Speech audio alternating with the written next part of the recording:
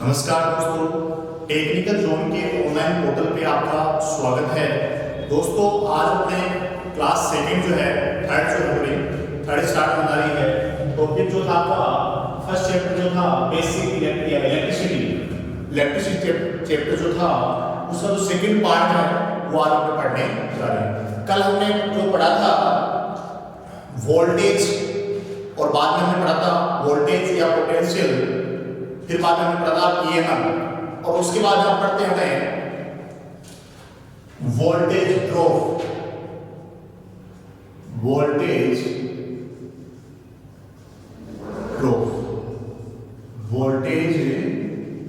Drop ये voltage drop क्या होता है दोस्तों? परिपथ में जब मतलब लोड संयोजित होता है, जब परिपथ में लोड संयोजित होता है तो उसमें जो करंट फ्लो होती है या करंट फ्लो कराते हैं, जब परिपथ में लोड संयोजित है और जब उसमें करंट फ्लो कराई जाती है तो उसके अक्रॉस में कुछ न कुछ वोल्टेज ड्रॉप जरूर होता है। मतलब उसके अक्रॉस में जो कुछ है कुछ न कुछ वोल्टेज का एडजस्ट ड्रॉप होता है, ड्रॉप होता है। तो दूसरी बात ये है परिपथ में तीन चीजें हैं जैसे आर, एल और सी। ये तीनों परिपथ में वोल्टेज ड्रॉप करते हैं। आर इसमें होता है आपका प्रतिरोध, आर क्या होता है इसमें आपका प्रतिरोध होता है दोस्तों। और एल इसमें क्या होता है आपका इंडक्टर, एल इसमें क्या होता है इंडक्टर होता है और सी इसमें क्या होता है कैपेसिटर।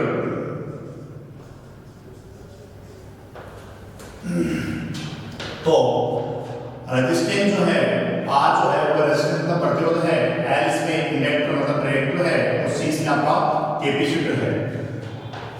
इसका जो यूनिट मतलब मात्रक जो होता है वह आपका ओम होता है। क्या होता है दोस्तों? आपका ओम होता है। और इसका जो यूनिट होता है वह आपकी हेनरी होती है दोस्तों। क्या होता है? आपकी हेनरी। प्रेरक या इंडक्टर का जो मात्रक होता है वह आपकी हेनरी होती है। कैपेसिटर है उसकी जो यूनिट या मात्रक होता है वह आपका फेरेड होता है। क्या होता है दोस्तों? फेरेड होता है। ठीक है दोस्तों, अब ये जो तीनों हैं रेजिस्टेंस, इंडक्टर और कैपेसिटर, इन तीनों के बारे में बात कर रहे हैं। ये जो तीनों जो होते हैं आपके, चाहे प्रतिरोध हो, चाहे प्रेरक हो, चाहे आपका संधारित्र कैपेसिटर हो, तीनों परिपथ में इसी परिपथ में जो अवरोध करते हैं या हम कह सकते हैं तीनों जो होते हैं आपके वह आपके परिपथ में वोल्टेज ड्रॉप करते हैं। रेजिस्टेंस तो रेजिस्टेंस करता ही है, लेकिन प्रेरक मतलब जो आपका इंडक्टर जो होता है उस इंडक्टर में इंडक्टिव रिएक्टेंस के कारण होता है। मतलब सीधी सी बात ही है, तो हम यहाँ पे इंडक्टर में इंडक्टिव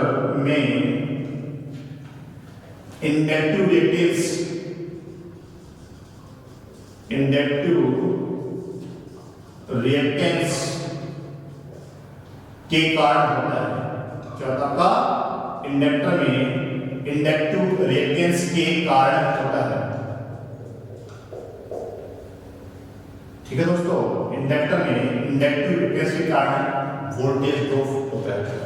और दोस्तों दूसरी बात ये है कैपेसिटर परिपथ जो होता है उसमें कैपेसिटर के कारण आपका वोल्टेज ड्रॉप होता है।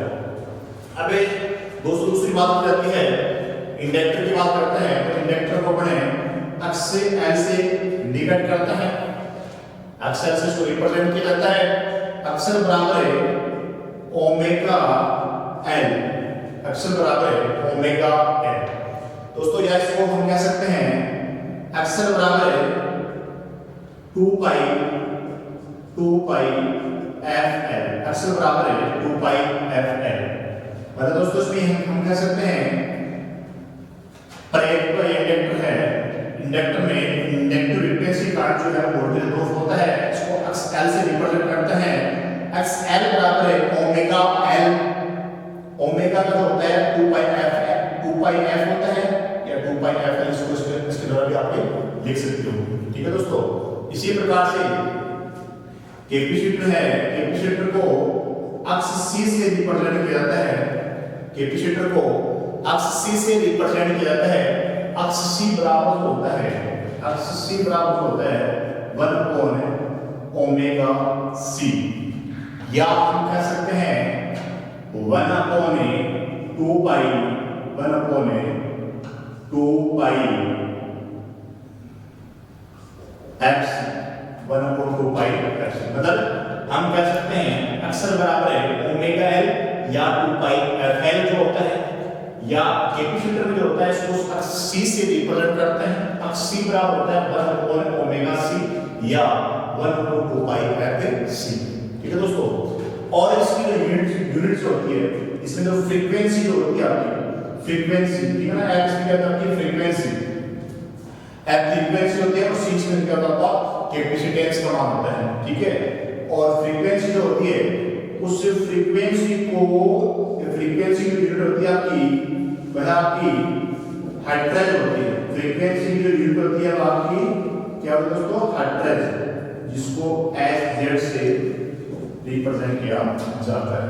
ठीक है दोस्तों, और इस प्रकार से अपन कह सकते हैं कि R, L और C ये जो तीनों हैं वह आपके परिपथ में वोल्टेज ड्रॉप करते हैं, और इंडक्टिव परिपथ में इंडक्टिविटी का काम होता है, और कैपेसिटिव परिपथ में कैपेसिटिव परिपथ में कैपेसिटिव रेडियस के कारण आपका वोल्टेज ड्रॉप होता है। अब दोस्तों दूसरी बात इसमें आपकी ये रह जाती है कि हमने यहाँ अब किया है कि ओमेगा क्या होता है, ओमेगा क्या होता है, ओमेगा की बात करते हैं तो ओमेगा की अगर बात की जाती है इसको बोलते हैं कोणीय आवर्ती, एंगुलर फ्रीक्वेंसी, एंगुलर फ्रीक्वेंसी मतलब इसको बोलते हैं कोणीय आवर्ती, कोणीय आवर्ती इसकी परिपथ होता है। ठीक है ना, ये ओमेगा क्या होता है आपका एंगुलर फ्रीक्वेंसी है, इसको बोलते हैं कोणीय आवर्ती, और इसका जो फॉर्मूला होता है ओमेगा बराबर है 2 पाई f, ओमेगा बराबर है 2 पाई f होता है। ठीक है दोस्तों, और कई बार एग्जाम में क्वेश्चन पूछते हैं कि कोणीय आवर्ती, कोणीय आवर्ती एंगुलर फ्रीक्वेंसी, इसकी यूनिट या इसका मात्रक क्या होता है, कोणीय आवर्ती या एंगुलर फ्रीक्वेंसी की यूनिट मतलब मात्रक इसका क्या होता है, तो इसका जो यूनिट होता है वह है दोस्तों रेडियन पर सेकंड। क्या होता है रेडियन पर सेकंड होता है दोस्तों। ठीक है, रेडियन पर सेकंड मतलब इसका कोणीय आवर्ती का मात्रक रेडियन पर सेकंड। ठीक है, दूसरी बात इसको दोस्तों ये करते हैं, यहां इसको फुल डेफिनेशन रूप में समझने के लिए हम कह सकते हैं कि जैसे फॉर एग्जांपल R को इस प्रकार से इसको रिप्रेजेंट किया जाता है, मतलब इसको दर्शाया जाता है, ये आपका R है, और इस प्रकार से ये आपका इंडक्टर है, और इस प्रकार से आपका कैपेसिटर होता है। ठीक है दोस्तों, ये आपका N होता है, ये आपका C होता है। अब इसमें से जो प्रवाहित करंट है, इसमें से चाहे R में से हो, चाहे L में से हो, चाहे आपका C में से हो, इसमें जो करंट प्रवाहित होता है, धारा इसमें प्रवाह फ्लो होती है, तो हम कह सकते हैं यहाँ कुछ ना कुछ वोल्टेज जरूर होता है, तो इसको तो बोलते हैं VR, इसको बोलते हैं VL, इसको बोलते हैं VC। मतलब यहाँ का जो वोल्टेज होता है इसका तो इस परिपथ का होता है VR क्योंकि इसमें रेजिस्टेंस है, और इसका VL क्योंकि इसमें इंडक्टर है, और इसको करते हैं VC से, मतलब इसका जो वोल्टेज होता है वो आपका VC होता है आपका दोस्तों। ठीक है दोस्तों, अब बात ये करते हैं इसमें जो वोल्टेज ड्रॉप जो हो रहा है, क्या हो रहा है आपका वोल्टेज ड्रॉप जो हो रहा है, तो वोल्टेज ड्रॉप क्या है, मतलब जब किसी लोड में करंट फ्लो, जब किसी लोड में करंट फ्लो कराया जाए तो लोड के अक्रॉस से कुछ न कुछ, तो लोड के अक्रॉस से कुछ न कुछ वोल्टेज एब्जेक्ट होते हैं, उसको ड्रॉप होते हैं, जिन्हें वोल्टेज ड्रॉप कहा जाता है। तो यहाँ कितने वोल्टेज एब्जेक्ट हो रहे हैं उनके बारे में बात करते हैं, उनके बारे में बात करती है। तो यहाँ मैं लिख रहा हूँ वी आर बराबर वी आर, जो एग्जैक्ट जो वोल्टेज मतलब जो ड्रॉप वोल्टेज है वो कितने हैं, इस परिपथ में, इस परिपथ में और इस परिपथ में। तो वी आर बराबर जो होता है, वी आर बराबर जो होता है तो दोस्तों क्या होगा आपका, वी आर बराबर आई इंटू आर, वी बराबर आई इंटू आर, इसका आपका ये फर्स्ट है, ठीक है। इसमें इसका जो वोल्टेज ड्रॉप है आपका वह क्या होगा, वी आर बराबर आई इंटू आर होता है। और दूसरा दोस्तों आपका है इंडक्टिव परिपथ है, तो इंडक्टिव परिपथ का जो होता है वह वी एल होता है, और वी एल बराबर है आई इंटू एक्स एल। दूसरा क्या हो गया आपका, वी एल बराबर है आई इंटू एक्स एल होता है दोस्तों। तीसरा आपका है वी सी बराबर है आई इंटू एक्स सी। समझ में आ रहा है दोस्तों। पहला परिपथ है उसका वोल्टेज ड्रॉप का फॉर्मूला क्या है उसको पूरे समझ लो आप। वी आर बराबर है आई इंटू आर, जिसमें आर परिपथ है, ठीक है। वी आर का मान निकाल रहे हैं तब हम बात कर रहे हैं, मतलब ये क्या होगा, यहाँ का वोल्टेज ड्रॉप है, ठीक है। दूसरा इंडक्टिव परिपथ है, तो इंडक्टिव परिपथ में भी आप देखो इसमें वी एल बराबर है आई इंटू एक्स एल, इंडक्टिव परिपथ उसमें एक्स हो जाएगा, यहाँ आपने देखा था। तीसरी बात करते हैं, अगर परिपथ में कैपेसिटर लगा रखा है तो कैपेसिटर की बात देखते हैं, तो VC है तो VC बराबर है I इंटू एक्स सी। मतलब यहाँ R की जगह इस परिपथ में एक्स आ जाएगा और इस परिपथ में एक्स सी का मान आ जाएगा। इस प्रकार से ये जो फॉर्मूले हैं, ये जो फॉर्मूले आपके, इनके द्वारा आप ड्रॉप वोल्टेज की गणना कर सकते हो दोस्तों। अब देखो ये तो बात आपकी वोल्टेज ड्रॉप, और वोल्टेज ड्रॉप इसमें जो यूनिट है, वोल्टेज ड्रॉप है उनकी जो यूनिट है वह आप क्या होता है दोस्तों, वह आपकी वोल्ट होती है। क्या होता है, वोल्ट। वोल्टेज ड्रॉप की जो यूनिट है वह आपकी वोल्ट होती है दोस्तों। इसका स्क्रीनशॉट ले लीजिए दोस्तों।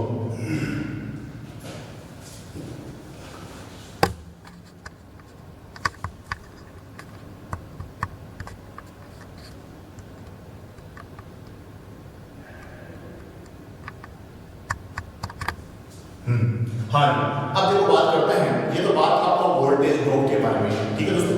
अगर दोस्तों चैनल पे नए हो तो इसे सब्सक्राइब करना ना भूलें, और दोस्तों आप इस चैनल को ज्यादा से ज्यादा शेयर कीजिए, ठीक है दोस्तों।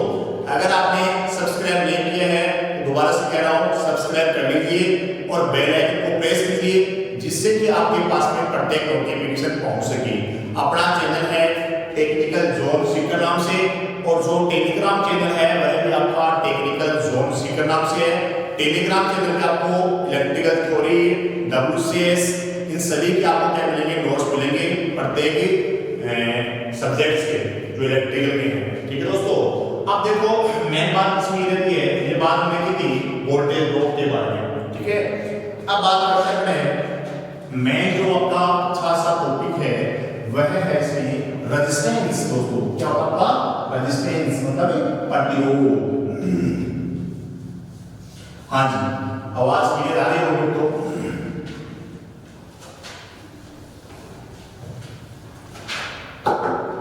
हाँ जी, अब देखो इसमें बात करते हैं रेजिस्टेंस के बारे में। किसकी बात करते हैं, रेजिस्टेंस के बारे में बात करते हैं। रेजिस्टेंस मतलब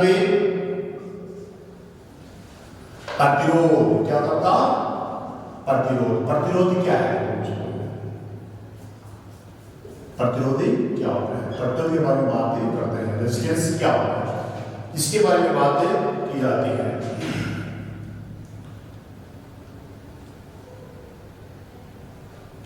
तो छोटी सी डेफिनेशन लिख रहा हूं इसमें, it's effort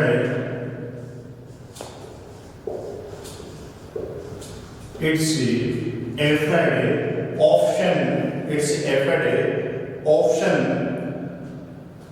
to the flow. Its effort option to the flow of the current of the current कौन सा परिपथ में, डीसी परिपथ में, कौन सा परिपथ आपका, in a DC circuit, in a DC circuit, in a DC circuit. ठीक है दोस्तों, it's effort option to the flow, it's effort option to the flow of the current in DC circuit. बात कर रहे थे, हाँ,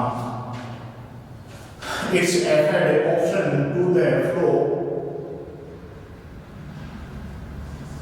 of current in DC circuit, to the flow of a current in DC circuit। देखो इसमें क्या है, अगर डीसी परिपथ में बात करते हैं, किसमें बात कर रहे हैं, रेजिस्टेंस के बारे में। रेजिस्टेंस की जो बेसिक डेफिनेशन है उसके बारे में देख रहे हैं। It's effort option to the flow of a current in DC circuit. बात इसमें की जाती है, यह डीसी परिपथ में, यह आपका डीसी परिपथ में धारा प्रवाह के अवरोध उत्पन्न करता है। यह डीसी प्रवाह में, यह सॉरी डीसी में, यह डीसी में धारा, यह डीसी में धारा के प्रवाह में, धारा के प्रवाह में अवरोध उत्पन्न करती है। क्या बोलते हैं इसको, चलो इसमें हिंदी में डिफरेंस लिखता हूं। यह डीसी, यह डीसी धारा, यह डीसी धारा के प्रवाह में, के प्रवाह में अवरोध, के प्रवाह में अवरोध उत्पन्न करती, ये करता है। ठीक है दोस्तों, हाँ, इसकी हिंदी डेफिनेशन देखो, यह डीसी धारा के प्रवाह में अवरोध उत्पन्न करती है, करता है, उसे हम क्या बोलते हैं दोस्तों, रेजिस्टेंस कहते हैं। क्या कहते हैं इसको, रेजिस्टेंस कहा जाता है दोस्तों। हाँ जी, अब देखो रेजिस्टेंस जो है, उस रेजिस्टेंस को अपन किस प्रकार से इसको व्यक्त करते हैं, इसका फॉर्मूला क्या है, तो इसका है आपका R बराबर रो है, R बराबर रो है इनटू L अपॉन A। दोस्तों देखो फॉर्मूला देख लो आप, इसमें R बराबर रो है, ये दोस्तों रो है का आपका इस प्रकार से इसको इंटीग्रेट करते हैं। हाँ जी, R बराबर रो है इनटू L अपॉन A, ये इसका फॉर्मूला है। रेजिस्टेंस को इस प्रकार से इसमें व्यक्त किया जाता है। अब दोस्तों ये क्या है आपका, ये क्या है, ये आपका रो है, क्या क्या आपका ये रो है, हम कह सकते हैं इसको रो है बोलते हैं। रो है, रो मतलब क्या आपका विशिष्ट प्रतिरोध, क्या बोलते हैं इसको, विशिष्ट प्रतिरोध, या हम कह सकते हैं स्पेसिफिक रेजिस्टेंस। क्या कह सकते हैं इसको, स्पेसिफिक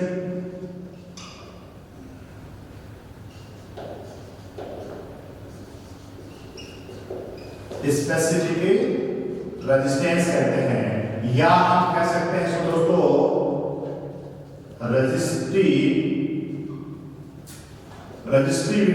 क्या कह सकते हैं इसको दोस्तों, रजिस्टिविटी। देखो ये जो आपका है इसको रोहे से व्यक्त किया सिंबल है, रोहे, यह क्या है आपका विशिष्ट प्रतिरोध। क्या है दोस्तों आपका विशिष्ट प्रतिरोध, या इसको हम कह सकते हैं स्पेसिफिक रेजिस्टेंस। क्या कह सकते हैं दोस्तों आपका स्पेसिफिक रेजिस्टेंस कह सकते हैं, या इसको रेजिस्टिविटी भी कहा जा सकता है।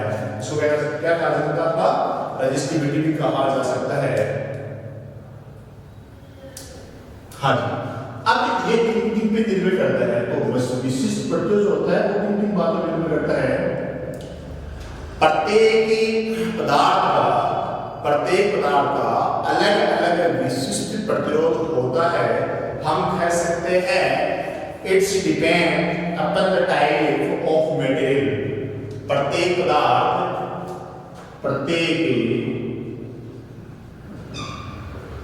प्रत्येक पदार्थों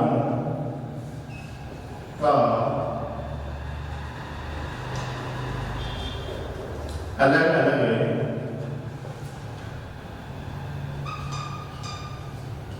प्रतिरोध होता है। प्रत्येक पदार्थों का अलग अलग प्रतिरोध होता है, जिसे हम क्या कहते हैं, स्पेसिफिक रेजिस्टेंस। इन सभी अलग अलग आपकी जो कंडक्टर मटेरियल्स हैं, पदार्थ हैं, उनका अलग अलग आपका क्या होगा, स्पेसिफिक रेजिस्टेंस होता है। अलग अलग पदार्थों का मतलब यह सिर्फ पदार्थ के टाइप पर निर्भर करता है। विशिष्ट प्रतिरोध सिर्फ पदार्थ के टाइप मतलब उसकी संरचना पे निर्भर अलग अलग पदार्थ के टाइप मतलब प्रकार पर निर्भर करता है। दूसरी बात इसमें यह है, हम कह सकते हैं यह टेम्परेचर मतलब तापमान पे भी निर्भर करता है। यह तापमान पर भी निर्भर करता है। जो आपका विशिष्ट प्रतिरोध होता है वह आपका अलग अलग टाइप्स पे निर्भर करता है। प्रत्येक मटेरियल्स का टाइप्स होता है उन पे निर्भर करता है विशिष्ट प्रतिरोध, और ये टेम्परेचर पे भी निर्भर करता है। दोस्तों एक बहुत ही शानदार आपके लिए एग्जांपल मैं बताने जा रहा हूँ। एग्जांपल दोस्तों ये है, अगर मैं ये कहता हूँ जैसे फॉर एग्जांपल जैसे कि आपका ये दो आपके मटेरियल्स हैं, ये जो आपके कंडक्टर मतलब चालक हैं, सॉरी ये तो आपके कंडक्टर मतलब चालक हैं। अब एक चालक की बात करता हूँ दोस्तों, किसकी बात करता हूँ, एक चालक की बात करता हूँ। एक चालक जो है, दोनों जो मटेरियल्स हैं चालक हैं वो कॉपर के, ये भी कॉपर का है और ये भी आपका कॉपर का है। अब एक कॉपर की जो लेंथ मतलब लंबाई है वह है 1000 किलोमीटर। इसकी जो है वह आपकी कितनी है, 1000 किलोमीटर। कितने दोस्तों आपकी 1000 किलोमीटर। दो कॉपर वायर हैं, एक कॉपर वायर की जो लेंथ है वह आपकी 1000 किलोमीटर है। इस कॉपर वायर की लेंथ 1000 किलोमीटर है और ये जो कॉपर वायर है, इस कॉपर वायर की जो लेंथ है वह 1,00,000 किलोमीटर है। इसकी 1000 किलोमीटर है और इसकी 1,00,000 किलोमीटर है। अगर मैं ये कहूँ इन दोनों कंडक्टरों का स्पेसिफिक रेजिस्टेंस का अनुपात क्या होगा, मतलब इनके विशिष्ट प्रतिरोध का अनुपात क्या होगा। It is a very important question. ठीक है दोस्तों, क्या कहा है मैंने आपको, ये आपका कंडक्टर है, ये भी आपका कंडक्टर है। ठीक है दोस्तों, ये भी कॉपर का है और ये भी कॉपर का है। मैंने ये कहा है इन दोनों कंडक्टर, दोनों चालक के, दोनों कॉपर के हैं, दोनों चालक आपके लेंथ इसकी लेंथ है 1000 किलोमीटर और इसकी आपकी है 1,00,000 किलोमीटर। अगले ने पूछा है इसकी रेजिस्टिविटी, मतलब इसका विशिष्ट प्रतिरोध का अनुपात क्या होगा, मतलब इसका रेशियो क्या होगा, उन दोनों रेजिस्टेंस का, इसका रेजिस्टिविटी का रेशियो क्या होगा। तो दोस्तों इसका होगा 1:1।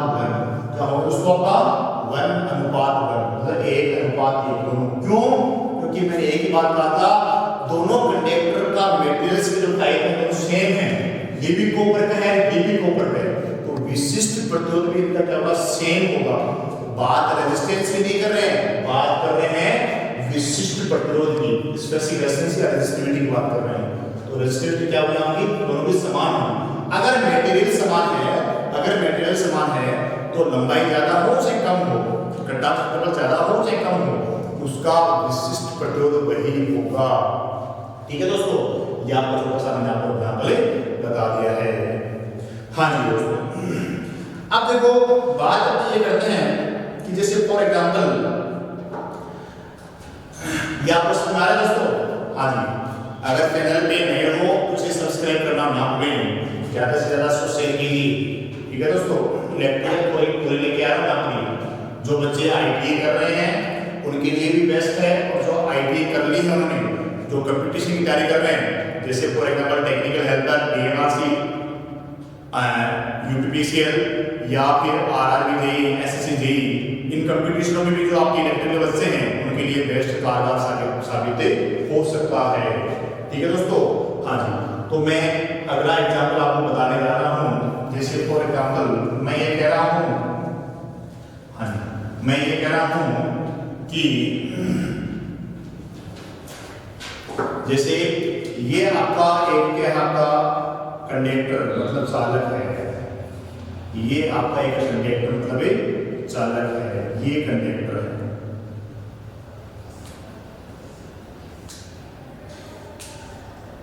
हाँ जी, तो इस कंडक्टर मतलब इस चालक की जो लेंथ होती है, इस लेंथ को तो अपन एल से इंक्लूड करते हैं, और इसका जो रेजिस्टेंस होता है वह भी भैया अपने जो आर बराबर है रो है इनटू एल अपॉन ए से इंडिकेट करते हैं। ये आपका मतलब एक आपका कंडक्टर मतलब चालक है। ठीक है जी, तो इसकी जो लेंथ है उसको अपन एल से रिप्रेजेंट करते हैं। ठीक है दोस्तों, अगर मैं ये कहूं, अगर इसी तार को या इस कंडक्टर को मैं खींच के मतलब इसको स्ट्रेच करके मतलब इसको खींच कर लंबा कर देता हूं। मैं क्या कर रहा हूं, खींच कर, या हम कह सकते हैं स्ट्रेच करके, मतलब खींच कर लंबाई बढ़ा देता हूं, देखो मैंने क्या किया दोस्तों, इस तार को मैंने पकड़ा, इस प्रकार से पकड़ के इसको खींच के मैंने क्या कर दिया, इसको खींच कर मैंने इसको स्ट्रेच करके इसकी लंबाई को बढ़ा दिया मैंने। तो दोस्तों दूसरी फॉर एग्जांपल पर कह सकते हैं, ये जो आपका इस प्रकार से ये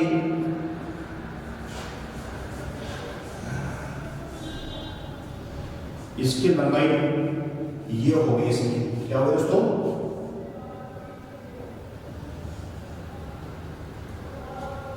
हाँ जी, ये तार था, इस तार को खींच के लंबा कर दिया तो इसका कटाव क्षेत्रफल भी कम हो गया, लेकिन लंबाई इसकी बढ़ गई।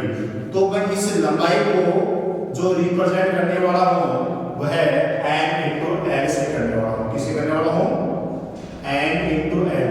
दोस्तों ध्यान से सुनना, इस कॉन्सेप्ट को ध्यान से सुनना भैया, ठीक है ना। तार को मैंने खींच के लंबा कर दिया है तो इसका कटाव क्षेत्रफल कम हो गया है और लंबाई बढ़ गई है। तो यहाँ इसकी जो लेंथ होगी वो क्या होगी, n इंटू एल। ठीक है दोस्तों। हाँ जी, अब बात करते हैं पहले कौन सा था आपका, ये जो रेजिस्टेंस है वो ओल्ड रेजिस्टेंस है, कौन सा आपका ओल्ड पुराने वाला था। ठीक है दोस्तों, और ये रेजिस्टेंस कौन सा आपका आर न्यू। दोस्तों समझना सिंपल, ये जो रेजिस्टेंस है वह आपका आर ओल्ड है और ये है आपका रेजिस्टेंस है वह आर न्यू है, जो मैंने खींच के लंबा कर दिया इसको। ठीक है, तो इसकी लंबाई n इंटू एल हो गई दोस्तों। ठीक है दोस्तों, अब देखो मैं मान इसलिए रहती है आपकी कि मैं अगर ये कह रहा हूं, अगर इंक्रीज लेंथ टर्म्स मतलब इसको खींच के मैंने लंबा किया है, तो हम कह सकते हैं कि जो ये जो आपका है इसका जो फॉर्मूला पड़ता है, जो नई लंबाई के लिए फॉर्मूला पूछते हैं, रेजिस्टेंस का मान पूछते हैं, तो उसका फॉर्मूला आपका ये हो जाएगा दोस्तों, ये है आपका आर न्यू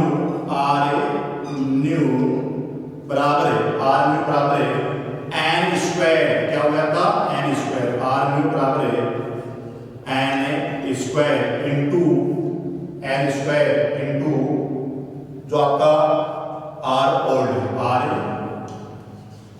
ओल्ड। दोस्तों फॉर्मूला क्या समझ रहे हैं इसको आप, ये जो रेजिस्टेंस है, इस रेजिस्टेंस मतलब इसका जो आपने लंबाई को खींचकर इसकी लंबाई को खींचकर आपने बढ़ा दिया है, क्या खींचकर बढ़ा दिया है, तो जो नया रेजिस्टेंस है वो क्या होगा, इस तार का नया रेजिस्टेंस से क्या होगा, इस कंडीशन में यहाँ पे इसका रेजिस्टेंस से क्या होगा। तो इसका फॉर्मूला ये लगेगा, आपका फॉर्मूला है आर न्यू बराबर है n square into R old. ठीक है दोस्तों, आर न्यू मतलब न्यू जो है वह वो निकालना है, तो इसके लिए एन स्क्वायर, जो एन स्क्वायर है जो वैल्यू है, और आर है ओल्ड जो पुराने वाले का कितना रेजिस्टेंस है। इस प्रकार से आप ये निकाल सकते हो। पहली कॉन्सेप्ट तो दोस्तों आपका ये है कि इसकी मैंने लंबा किया है तो उसका रेजिस्टेंस।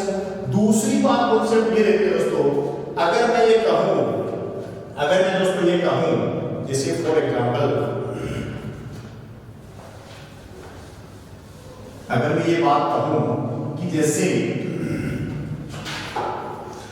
मैं कहूं कि ये आपका कंडक्टर मतलब चालक है, ये आपका एक चालक है, इस चालक के ये आपकी इसकी लेंथ आ गई, ठीक है, और इसी के समानांतर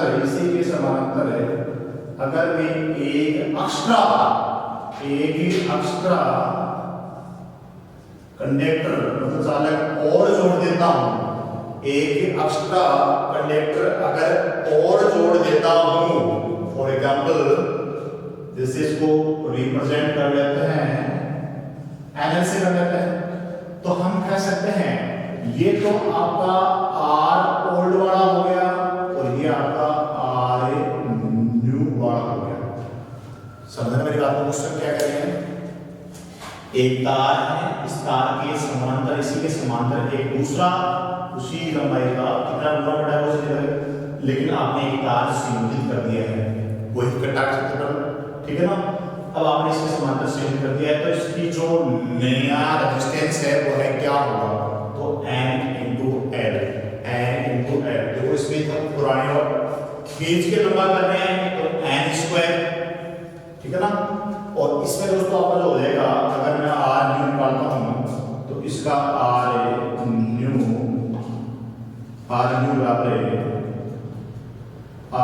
बराबर है इसका हो जाएगा आपका n into r ओल्ड, ये इसका फॉर्मूला हो जाएगा दोस्तों, ठीक है दोस्तों।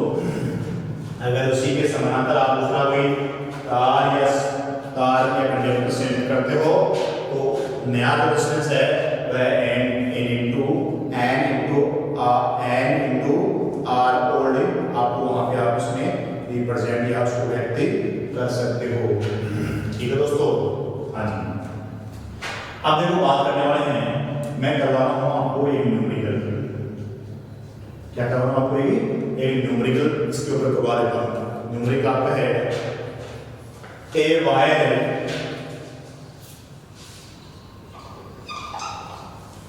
having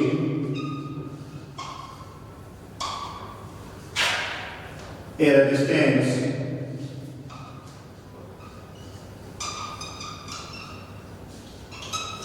ten a wire having a resistance 10 ohm मतलब 10 ohm and will be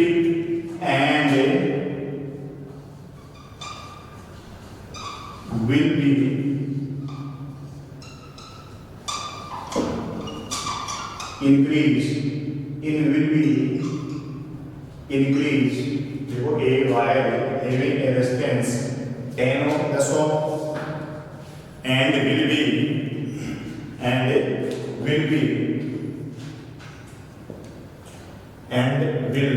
increase length by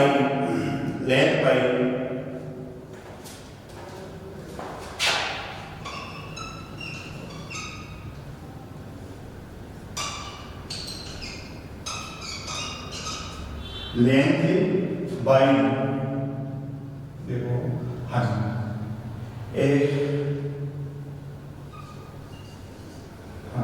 increase length by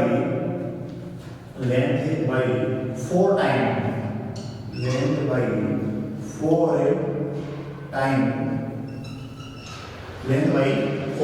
देखो a wire having a distance 10 ohm and will increase length by 4 time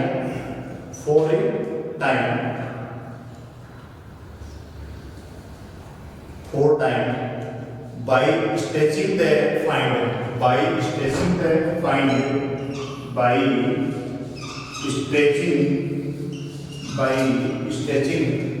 by stretching the find the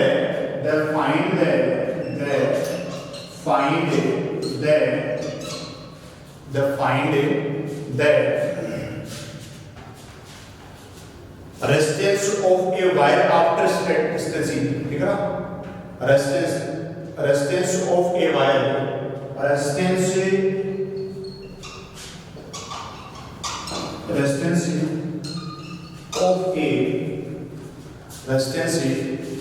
of a wire after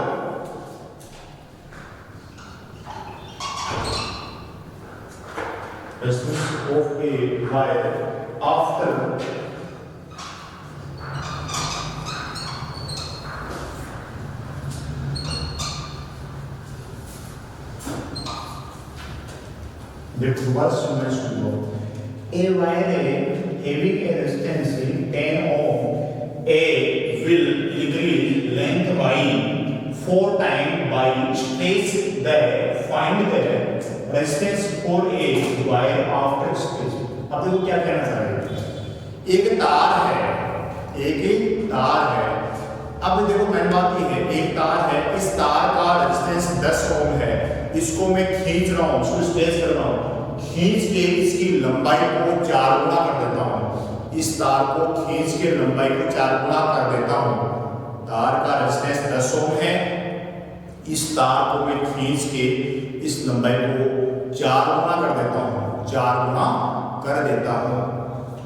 तो will भी मतलब stretching के बाद में जो आपका resistance है, खींचने के बाद में जो रेजिस्टेंस है वह क्या होगा दोस्तों, मैंने लिखाया था ये खींचने वाला था ना, तो खींचने वाले का अगर आपको रेजिस्टेंस निकालना तो फॉर्मूला आपको ये लगाना है आर न्यू। क्या लगाना आपको, देखो दोस्तों इसमें इसी को मैं कर रहा हूं, यहाँ पे ऊपर देख लो, इसमें इसी को ऊपर कर रहे हैं, देखो आर न्यू बराबर है N square into R old. देख लो इसमें आप आर न्यू क्या कर रहे हैं, कितनी बार लंबाई कितना बढ़ा रहे हैं, 4 गुना कर रहे हैं, लेंथ को कितना मतलब 4 गुना कर रहे हैं, तो 4 का स्क्वायर इनटू आर ओल्ड की वैल्यू कितनी आपकी 10 ओम। तो यहाँ की जो वैल्यू कितनी 10 ओम है, लंबाई खींच के कितना गुना कर दिया आपने, 4 गुना कर दिया, ठीक है। तो अब इसका रेजिस्टेंस क्या है, तो आर ओल्ड की वैल्यू कितना आपकी 10 ओम, तो 4 का स्क्वायर 16 और 16 को 10 से मल्टीप्लाई करेंगे तो 160 ओम हो जाएगा दोस्तों, ठीक है। मतलब पुराने वाले का 10 ओम था, तो नए वाले का आपका 160 ओम का नए वाला आएगा। दूसरी बात इसी के अनुसार अपन करते हैं, जैसे अपन कहें इसी को कहें कि जैसे आपने ये जो आपने ये एग्जांपल लेते हैं, देखो ये वाला तो ले लिया आपने, ये वाला एग्जांपल लेते हैं। यहाँ आप देखो, आप पुराने वाले का रेजिस्टेंस 10 ओम है, रेजिस्टेंस के अप्रोक्स समांतर एक आपने रेजिस्टेंस जोड़ के उसकी लंबाई को 4 गुना कर दिया है, तो नया रेजिस्टेंस क्या होगा, तो नया रेजिस्टेंस भैया फॉर्मूला ये लगेगा आपका, तो इसके अनुसार हो गया आपने अगर आपने जोड़ा है तार के खींच के नहीं किया, जोड़ा है, अगर आपने जोड़ के अगर लंबाई को 4 गुना किया है तो फॉर्मूला दोस्तों आपको ये लगाना है, फॉर्मूला इसी को, तो आर न्यू, तो देखो इससे बता दूं आपको एन इसमें क्या है, एन के कितना गुना किया आपने, 4 गुना किए 4, और ओल्ड वाले कितना है 10, तो 40 ओम। समझ में आना चाहिए, एक रेजिस्टेंस है 10 ओम का है, खींच के लंबाई को 4 गुना किए हैं तो उसका रेजिस्टेंस 160 ओम आ रहा है। उसके अनुसार अगर उसके समांतर में एक दूसरा रेजिस्टेंस जोड़ के तार को जोड़ के दूसरा तार को जोड़ के उसकी लंबाई को 4 गुना किए तो उसमें आपको आ जाएगा 40। ठीक है दोस्तों, इस प्रकार से आपके बेस्ट एग्जांपल्स हैं, इनको थोड़ा सा आप अच्छा सा क्लियर करो, मैंने अच्छा सा इसको एक्सप्लेन किया है, थोड़ा इसको समझ लेना आप। ठीक है दोस्तों, अब देखो बात करने वाले हैं रेजिस्टेंस की कलर कोडिंग। किसकी बात करने वाले हैं, रेजिस्टेंस की कलर कोडिंग की बात करते हैं। रेजिस्टेंस की कलर कोडिंग की बात करते हैं तो इसमें देखो आपने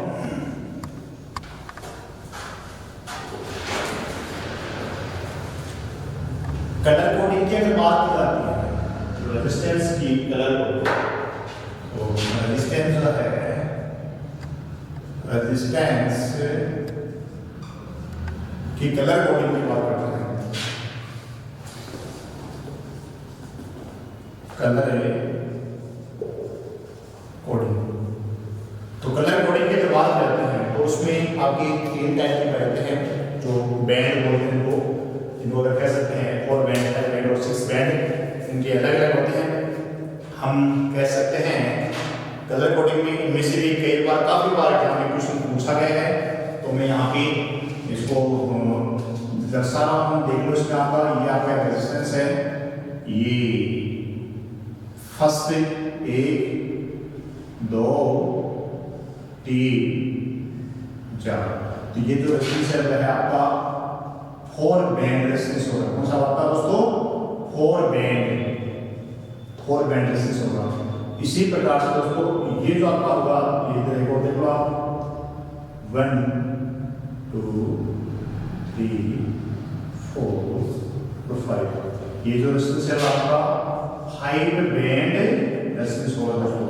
इसी प्रकार से ये कोड देखो दोस्तों आपने 1 2 3 4 5 और 6, ये दोस्तों आपका 6 बैंड रेजिस्टेंस होगा। कौन सा आपका? 6 बैंड। ये 4 बैंड रेजिस्टेंस है, ये 6 बैंड रेजिस्टेंस है, सॉरी ये 4 बैंड रेजिस्टेंस है, ये 5 बैंड रेजिस्टेंस है और ये आपका 6 बैंड रेजिस्टेंस है। दोस्तों ये आपका रेजिस्टेंस है। क्या आपका दोस्तों? रेजिस्टेंस है। आप अगर देख रहे हो, अगर आप इसको देख रहे हो तो आपके हाथ में जो आपका रेजिस्टेंस है उसमें ये राइट हाथ जो है, राइट हाथ में अगर इसकी बात करते हैं, इसकी अगर बात करता हूँ, यहाँ की अगर बात करता हूँ, यहाँ की अगर बात की जाती है, देखो वैसे रेजिस्टेंस के तो लेफ्ट हाथ के मतलब जो लेफ्ट हैंड जो है उसके अनुसार होगा, लेकिन आप अगर देख रहे हो इसको, आप रेजिस्टेंस को आपके राइट हैंड के अंतर्गत होगा। पहली पट्टी, इस साइड में जो पहली पट्टी आती है, वो पहली पट्टी आती है वह आपकी क्या दर्शाती है? आपकी टॉलरेंस को, इसको दर्शाती है आपकी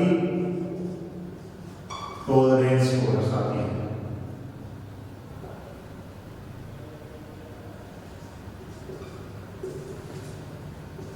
पहली पट्टी जो आपकी है वह आपकी टॉलरेंस को दर्शाती है दोस्तों।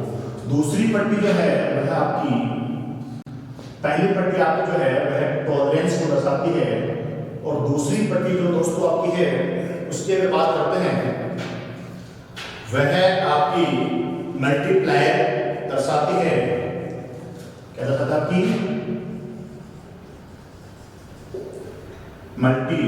मल्टीप्लायर। और तीसरी पट्टी जो होती है दोस्तों, तीसरी पट्टी दर्शाती है आपकी यूनिट्स, इकाई। और दोस्तों चौथी पट्टी जो होती है वह आपकी दर्शाती है 100, नहीं 10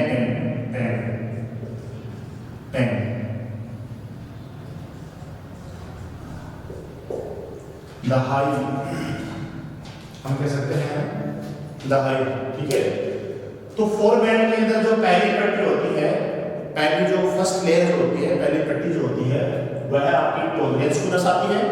दूसरी पट्टी जो होती है वह मल्टीप्लायर को दर्शाती है, गुणज को दर्शाती है। और तीसरी पट्टी जो होती है वह यूनिट्स को दर्शाती है, मतलब इकाई को दर्शाती है। और चौथी पट्टी जो होती है वह आपके 10 मतलब दाही को दर्शाती है। ठीक है दोस्तों, ये आपका 4 बैंड की बात कर रहे हैं दोस्तों। इसी प्रकार से 5 बैंड की बात करते हैं, तो 5 बैंड में क्या होता है? 5 बैंड में जो होता है आपका 5 बैंड की बात करते हैं, तो 5 बैंड के अंदर सिर्फ ओनली 4 जो आपका लास्ट वाला है, क्या कह सकते हैं, वही आपका पहले टॉलरेंस, दूसरा मल्टीप्लायर, तीसरा यूनिट्स की इकाई, चौथी दाही, और ये आपका 100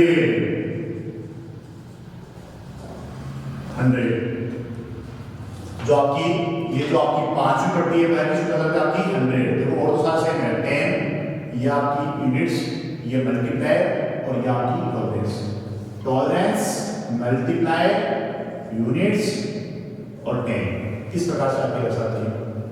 5 बैंड रेजिस्टेंस में भी होती है, लेकिन 6 बैंड जो रेजिस्टेंस होता है 6 बैंड जो रेजिस्टेंस होता है उस 6 बैंड रेजिस्टेंस में पहली जो पट्टी होती है, ये जो पहली पट्टी बोलते हैं इसको, पहली पट्टी जो होती है इस साइड में जो पहली पट्टी होती है उस पहली पट्टी जो होती है वो है आपके टेम्परेचर कोफिशिएंट को दर्शाती है। टेम्परेचर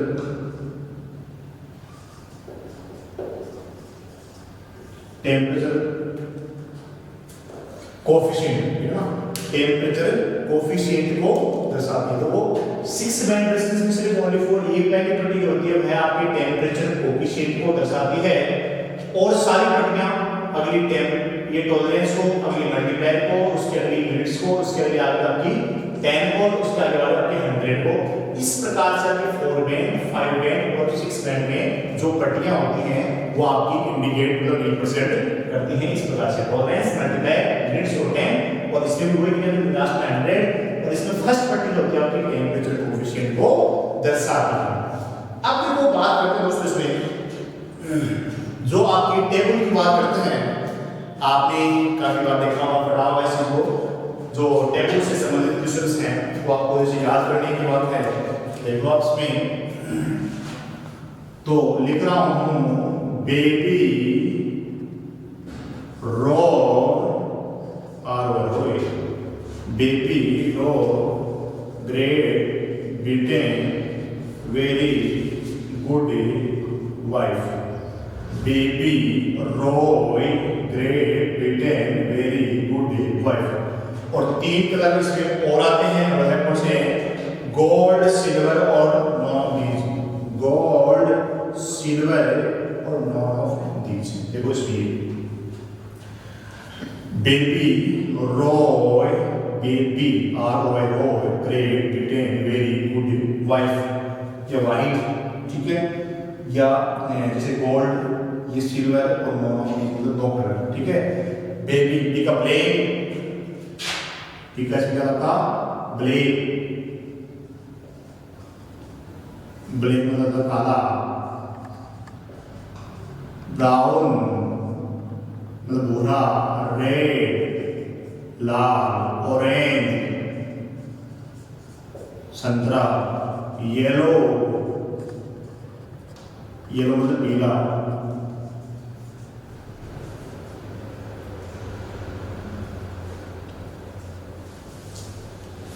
और ग्रीन, ग्रीन मतलब क्या आपका हरा,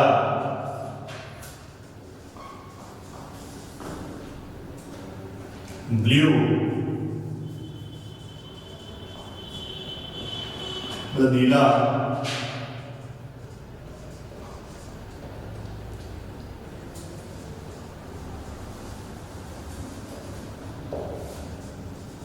वोलेट मतलब आपका क्या कौन सा वोलेट मतलब कौन सा बैंगनी,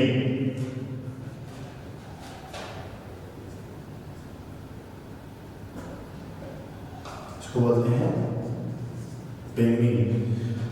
और ये आपका कौन सा होगा ग्रे, ग्रे, ये वाइट सफेद, ये आपका गोल्ड, ये सिल्वर, और ये आपका नॉन ऑफ दीज मतलब कोई रंग नहीं। ठीक है दोस्तों, देखो टेबल का समझना, टेबल को समझना, आप समझो टेबल को, आप समझो दोस्तों। इसमें क्या है आपका baby, baby Roy great Britain, baby Roy great Britain very good wife, ये 3 कलर और हैं, गोल्डन सिल्वर और नॉन ऑफ दिस, कोई रंग नहीं, कोई रंग नहीं कर रहा, ठीक है। हाँ, ब्लैक मतलब काला, ब्राउन मतलब भूरा, रेड मतलब लाल, ऑरेंज मतलब संतरा, येलो मतलब पीला, येलो मतलब आपका पीला, ग्रीन मतलब हरा, ब्लू मतलब नीला, और व्हाइट मतलब बैंगनी, ग्रे मतलब ग्रे, स्लेटी रंग, ग्रे कौन सा आपका स्लेटी रंग होता है दोस्तों, स्लेटी रंग। वाइट, वाइट मतलब आपका सफेद, गोल्ड, ठीक है, सुनहरा, सिल्वर। अगला आपका है कोई रंग नहीं। अब इसमें बात करते हैं, देखो इस प्रकार से मैं इसको रिप्रेजेंट या इंडिकेट करते हैं, किस किस प्रकार से करते हैं। देखो हमेशा याद रखना, ये आपकी डिजिट्स हैं और ये आपकी मल्टीप्लायर्स हैं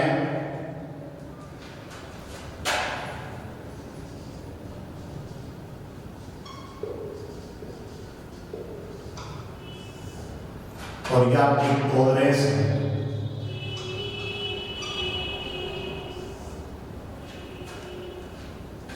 देखो ये आपकी क्या है दोस्तों, ये आपका है डिजिट्स, ठीक है। तो पहली पट्टी और दूसरी पट्टी का डिजिट्स आपके सेम है, तो मैं स्टार्ट करने जा रहा हूं 0 1 2 3 4 5 6 7 8 और 9, बाकी बचे 3 1 2 और 3, इसमें कोई गलत नहीं है। तो पहली पट्टी दूसरी पट्टी में, पहली पट्टी और दूसरी पट्टी में जो डिजिट्स होते हैं वो सेम होते हैं, ठीक है दोस्तों। 0 से स्टार्ट किया, स्टार्टिंग से 1 2 3 4 5 6 7 9 क्रमवाइज आपने मतलब यहाँ पे आपको इसको रिप्रेजेंट कर दिया, फिर आपने 3 यहाँ पे प्लेन बच गए, इनको आप छोड़ो। मल्टीप्लाई की बात करते हैं तो मल्टीप्लाई में आपका सेम टू सेम वही 0 से स्टार्ट होने वाला सिस्टम है। 10 की पावर 0, 10 की पावर 1, 10 की पावर 2, 10 की पावर 3, 10 की पावर 4, 10 की पावर 5, 10 की पावर 6, 10 की पावर 6, 10 की पावर 7 8 9 तक कंटिन्यू कर लो, इसमें भी सेम टू सेम वही ना 7, 10 की पावर 8, 10 की पावर 9, हाँ जी 1 2 और 3, ये इसमें छोड़ दो आप, ठीक है। हाँ जी, तो मल्टीप्लाई में आपने 10 की पावर 0 से स्टार्ट किया, 10 की पावर 1, 10 की पावर 2, 10 की पावर 3, 10 की पावर 4, 10 की पावर 5 6 7 8 और 9 तक, और 3 आपने छोड़ दिए इसमें, ठीक है दोस्तों। तो मल्टीप्लाई में आपका यही आ गया। टॉलरेंस की बात करते हैं, तो टॉलरेंस में पहली पट्टी को छोड़ दो, या हम कह सकते हैं 0%, या हम कह सकते हैं प्लस माइनस 0%, दूसरी पट्टी प्लस माइनस 1% और तीसरी पट्टी प्लस माइनस 2% और तीसरी पट्टी प्लस माइनस 3%, प्लस माइनस 4%। उसके बाद में कितने मिल जाते हैं, 5 आते हैं ना आपके दोस्तों, तो 5 को छोड़ दो, 1 2 3 4 5, ये 4 के आगे क्या करते हैं 5 आते हैं, तो 5 छोड़ दो, 1 2 3 4 और 5। अब आगे वाले 3 में आ गए, तो same to same plus minus 5%, plus minus 5%, इसका डबल कितना होता है 5 में 10, प्लस माइनस 10% और प्लस माइनस 20%। इस प्रकार से इसको यहाँ पे ये करते हैं आपको, यहाँ इसको मैंने आपको ये जो टेबल है मैंने आपको समझा दी है। डिजिट में फर्स्ट पट्टी सेकंड पट्टी सेम आ जाएगी आपकी 0 से 9 तक, 3 छोड़ दिए। तीसरा अगर मल्टीप्लाई जो गुणज में आता है, गुणा होता है, तो इसकी पावर 0 1 2 3 4 5 6 7 9 तक कंटिन्यू 3 छोड़ दिया आपने। और टॉलरेंस की बात करते हैं, तो टॉलरेंस को वैल्यू होती है, टॉलरेंस होता क्या है, टॉलरेंस को वैल्यू होती है जिसमें कुछ थोड़ा बहुत जितना परसेंटेज है वो ज्यादा भी हो सकता है कम भी हो सकता है, प्लस या माइनस। टॉलरेंस वैल्यू होती है तो उतना परसेंट, उसका उतना परसेंट ज्यादा भी हो सकता है कम भी हो सकता है, अप्रोक्सीमेट वैल्यू, ठीक है। हाँ जी, तो टॉलरेंस में पहली वैल्यू 0%, तो इसको आप रिप्रेजेंट करो तो नहीं करो तो कोई बात नहीं। अगले वाले में आपका प्लस माइनस मतलब 1%, 2%, 3% और 4%। 4 के बाद 5 आता है, तो 5 के बाद छोड़ो 1 2 3 4 और 5 हो गया। आगे वाले क्या है 4 में 5 आएगा, तो 5 कर दिया, 5 का डबल 10 और 10 के बाद में 20। इस प्रकार से आपने सारे टुकड़ों में ये टेबल का आपने क्या रख दिया है, ये आपका जो टेबल है आपने उसको कंप्लीट कर लिया है, ठीक है दोस्तों। अब बात करते हैं दोस्तों आपकी एग्जाम्पल की बात करते हैं। एग्जाम्पल किस प्रकार से आ सकता है, तो मैं आपको लिख रहा हूं एग्जाम्पल। देखना, उसको समझना। एग्जाम्पल में लिख रहा हूँ, देखो उसको। हाँ जी, बहुत शानदार एग्जाम्पल आपका। एग्जाम्पल क्या है, 4 पट्टियां हैं, ये लो 4 पट्टियां, 1 2 3 और 4, ये 4 पट्टियां, ये क्या आपकी 4 पट्टियां हैं। हाँ जी, तो पहली पट्टी जो है, उस पहली पट्टी हरा पीला, जैसे मान लो लिख रहा हूं मैं हरा, देखो पहली पट्टी का कलर जो आपका है वह है आपका ग्रीन, मतलब हरा।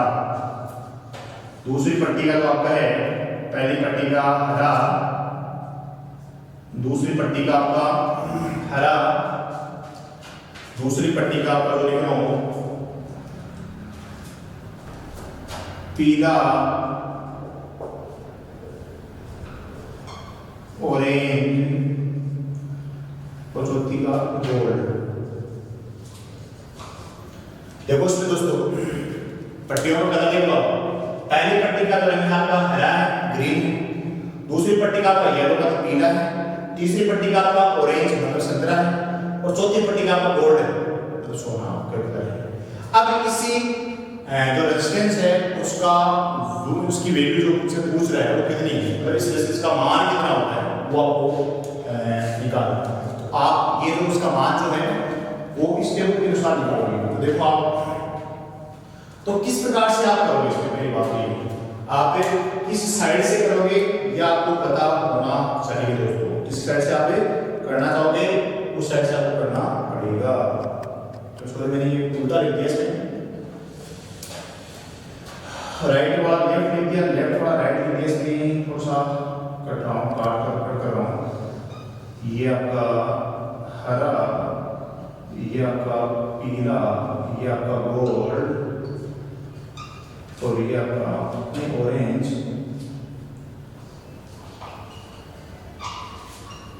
और ये आपका गोल्ड। देखो दोबारा से इसको उल्टा थोड़ा सा उल्टा लिख दिया, देखो उसको देखना इसमें क्या। हाँ, पहली पट्टी का कलर आपका है, देखो इसकी साइड से ना हरा, दूसरी पट्टी का आपका है पीला, तीसरी पट्टी का आपका आपका ऑरेंज, और चौथी पट्टी का आपका गोल्ड। पहली पट्टी का हरा, दूसरी पट्टी का पीला, तीसरी पट्टी का ऑरेंज और चौथी पट्टी का गोल्ड है। तो दोस्तों पहली पट्टी का हरा मतलब ग्रीन, ग्रीन को दिख रहा है आप लोगों को इसमें, ये रहा ग्रीन, तो इसका आपका 5 ये आपने यहाँ पे साथ में कर दिया। दूसरी पट्टी का आपका है पीला, तो इसी में 2 डिजिट साथ में करना होगा ना।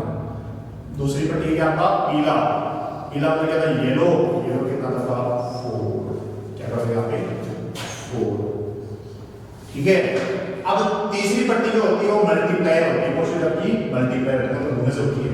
तो ऑरेंज, तीसरी पट्टी में कौन सा था ऑरेंज, ऑरेंज में देखो ऑरेंज कहाँ है, ये रहा 10 की पावर 3, तो इनटू 10 की पावर 3। और चौथी पट्टी लास्ट पट्टी है उसका आता है गोल्ड, गोल्ड देखो आप ऑरेंज में गोल्ड, ये रहा गोल्ड आपका ±5%, तो ±5%। हम कह सकते हैं 54 किलो ओम या 5400 ओम, ±5%, ±5%। समझ में आ रहा है दोस्तों। 24 या 54 किलो ओम भी आ सकता है दोस्तों, 54 किलो ओम भी आ सकता है। इसका मतलब 54 किलो ओम को ओम में करोगे तो आप 54,000 आ गए इसमें, ठीक है दोस्तों। तो 54 गुणा 10 की पावर 3 प्लस -5% या 54,000 ओम, इसकी वैल्यू कितना ही है, इस रेजिस्टेंस की जो वैल्यू है वह 54,000 ओम ±5% या 54 किलो ओम ±5%। ये आपका एग्जाम्पल बहुत शानदार है, इसको आप समझना, ठीक है दोस्तों। टेबल किस प्रकार से रखी आपने उसको भी आप आसानी से समझना दोस्तों, ठीक है दोस्तों।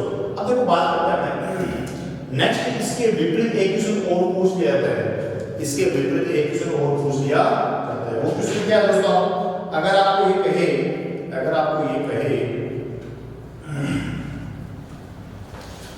कि जैसे इसका स्क्रीनशॉट ले लीजिए, तो आप पहले इसको मैं आपको यहाँ पे, हाँ जी मिटा देखो उसमें, अगर मैं ये लिख लेता हूँ, ये क्या लेता हूँ,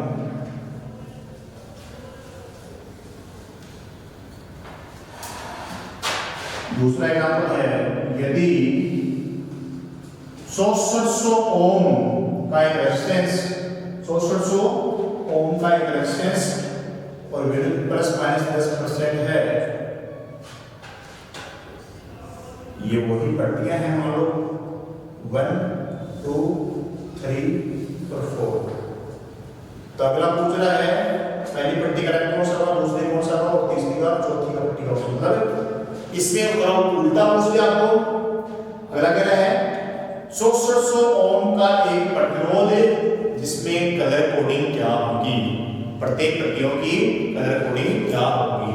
ठीक है दोस्तों, तो फर्स्ट पट्टी ये है आपकी, तो फर्स्ट पट्टी में इसका मान कितना आपका 6, तो 6 वैल्यू इसमें आ रही है आपकी, 6 वैल्यू आ रही है, तो आपकी आ रही है ब्लू की, इसका है दोस्तों आपकी ब्लू, ब्लू मतलब क्या था आपका, ब्लू क्या था आपका नीला, यहां कर दूंगा आपको मैं ब्लू। दूसरी पट्टी में आ रहा था 4 किसका है दोस्तों, 4 आ रहा है आपका येलो पे, किसका आ रहा था येलो पे, ठीक है। हाँ, तीसरी पट्टी का जो आता है वो देखो आप इसमें 00 मतलब 10 की पावर है 2, 10 की पावर 2, 10 की पावर 2 किसमें आता है दोस्तों आपका, 10 की पावर 2 का मतलब होता है 1 या इसको 100 100 का मतलब 00, ठीक है। 10 की पावर 2 किसमें आता है, रेड में आ रहा है दोस्तों, तो यहाँ इसको रिप्रेजेंट करता हूँ, रेड कर देता हूँ, और लास्ट में आता है प्लस माइनस 10%, तो प्लस माइनस 10% जो आपका वो आपका सिल्वर में, किसका नाम दोस्तों आपका सिल्वर में। इस प्रकार से दोस्तों आपने ये एग्जांपल भी कर दिया है, क्या किया आपने, 400 का रेजिस्टेंस है, प्लस माइनस 10% वैल्यूज का है, तो प्रत्येक पट्टियों का कलर कोडिंग क्या है, पहली पट्टी का आपका 4 है, तो 4 किसका है आपका ब्लू की, तो ब्लू लिख दिया है। दूसरी पट्टी का 4 आ रहा है, तो 4 किसका आपका येलो का आ रहा है, आपने येलो रख दिया। अब जो तीसरी पट्टी क्या आ रहा है, 00 मतलब 10 की पावर 2, 10 की पावर 2 किसका आपका रेड में आ रहा है, रेड रख दिया। और चौथी पट्टी आपको प्लस माइनस 10%, तो प्लस माइनस 10% जो आ रहा है सिल्वर पे आ रहा है। इस प्रकार से आप ये सारे न्यूमेरिकल्स कर सकते हो। नेक्स्ट क्लास में आपके और जो आपके हैं रेजिस्टेंस के बारे में 5 बैंड या 6 बैंड के बारे में और एग्जांपल न्यूमेरिकल कर लेंगे। और दोस्तों चैनल को अभी तक सब्सक्राइब नहीं किया है तो सब्सक्राइब करना ना भूलें, ठीक है दोस्तों।